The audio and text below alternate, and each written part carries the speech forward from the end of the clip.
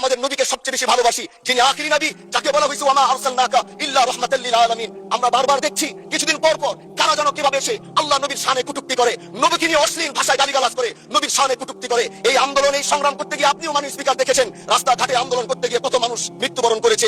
যদি একবার বাংলাদেশের আইনে, কারণ মুসলমান যদি আমাদের বাংলাদেশের পার্সেন্টেজ অনুযায়ী আমাদের অবশ্যই মুসলমানদের সংখ্যা অনেক বেশি, আমরা তো অন্য কিছু চাচ্ছি না। এই দেশের মানুষ নামাজ না পড়লেও যদি কেউ নবীকে কটূক্তি করে তার কলিজা ছিঁড়ে যায়, সে রাজপথে নেমে যায়। আমি বলবো যারা নবীকে কটূক্তি করে, নবীর নামে গালিগালাজ করে, এদের মৃত্যুদণ্ড এই আইনটাও যেন বাংলাদেশের এই সংসদ থেকে পাশ করা হয়।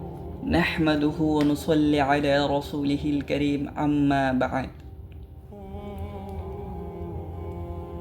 এমপি হানজালা ভাইকে প্রথমে ধন্যবাদ জানাই, তার প্রতি কৃতজ্ঞতা।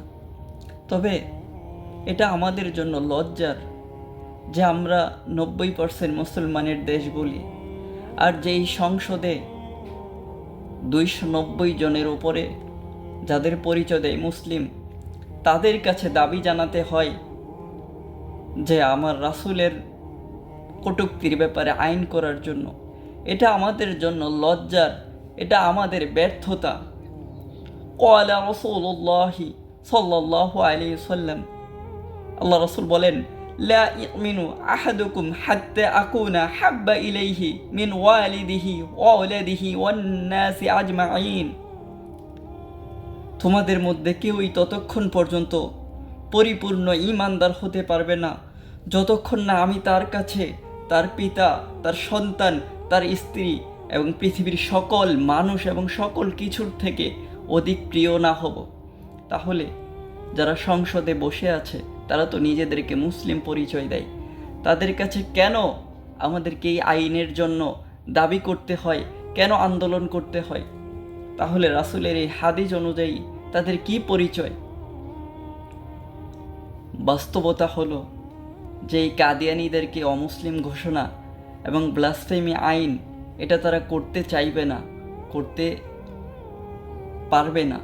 বিদেশি শক্তি প্রেশার দিবে।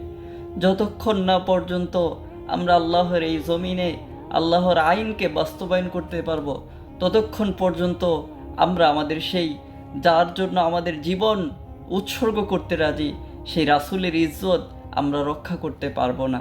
তাই প্রকৃত অর্থে আমরা যদি সত্যিকারের মুমিন হই, তাহলে আমাদেরকে আমাদের রাসূলকে সাল্লাল্লাহু আলাইহি সাল্লাম সবার থেকে বেশি ভালোবাসতে হবে, আমাদের জীবনের থেকেও বেশি।